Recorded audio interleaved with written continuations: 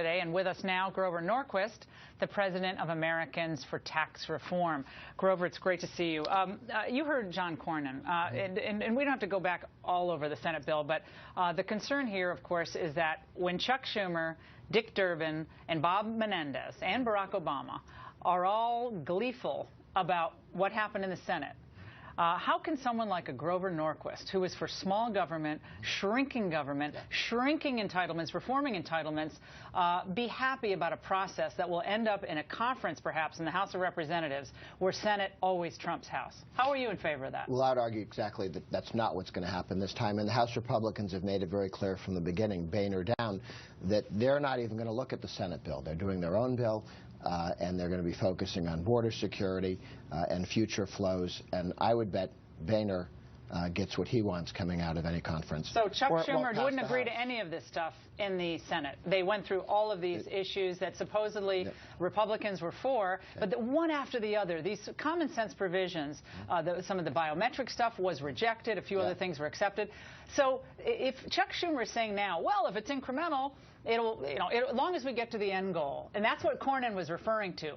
Citizenship. That's the holy grail, because the Democrats know that the majority of those people are going to be new citizens, are not going to be voting for Americans for Tax Reform agenda. They're going to be voting to increase entitlements and increase the size of government. That's the rub, I think, for a lot of conservatives. I think people might fear that, but nobody's talking about citizenship for another 13 years. What we are talking about is making people go through background checks, getting them to pay taxes, and having them work for the next 10 years so you can keep an eye on the actual so you trust Obama to do all those things? Because Marco Rubio yesterday, the day before, said, if we have to do this now, this pathway to citizenship, comprehensive reform.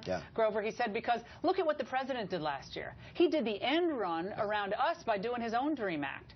But doesn't that argument cut against the Republicans conspiring with the Democrats on comprehensive reform? Because Obama can waive any fines. He can waive the taxes through his Department of Homeland Security. They can waive a lot of these provisions sua sponte. Actually, I'm not sure the president can waive these things, including Obamacare. He couldn't do the Obamacare, but he does do it, But Grover. He does. So why do you trust him to do the right thing on this? I've never trusted Obama to do the right thing on anything. But you're going to trust him on this? Well, I think we actually need to write laws in the future now that if the president waives any piece of them, they disappear, the way you can in legislation say if the court ruled a piece of it unconstitutional, the whole thing goes away. Because clearly he can't be trusted. But there is one thing that Obama's done that I kind of like.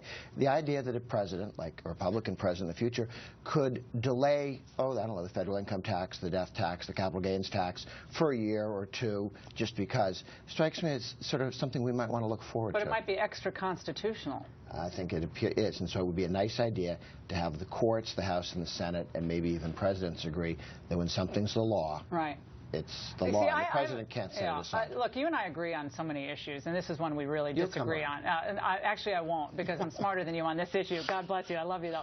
On the issue of someone like a Zuckerberg, he's a big liberal, right? But he's for Mark Zuckerberg. Oh, come on. He might be giving you a little bit of money right now. Is he donating to ATR? No, but he ought to. Oh, he ought to. I hope he watches Okay, but I think he's probably dangling some money over to some conservatives. But the idea that Mark Zuckerberg wants comprehensive reform for some purely humanitarian set of reasons, why does he really want all the foreign workers to come into the country? Not just the high skill, but a whole pool of workers. Why do you think? Well, I can't speak to Zuckerberg, but I do know that the high-skilled industries and the academy are very interested in having more talent. I am too. Look, the reason why immigration is important in the United States in the future is the same reason it built the country in the past. People didn't think the guys who showed up 100 years ago or 50 years ago would be assets to the country. They have been. And when people come to the country, they become Americans, they become productive workers. Well, not all of them become productive workers. Actually, what's happening now is quite different from what happened 50 years ago. A lot of the people coming to the country are working for drug cartels. A lot of the people have wreaked havoc upon communities. A lot of the people are working, but they're working here illegally. And they're undercutting American wages, Grover, and that's hurting American families. Not in every industry, but after this, Mark Zuckerberg will be able to replace American engineers with foreign engineers and pay them a lot less. That's good for him, but not good for the middle class. Our problem is we don't have enough engineers, regardless of where they're born. Maybe we should graduate more and pay them more, not undercut their wages with foreign workers. well, we both need people to come here and go to school. We also Legally. need people who are here.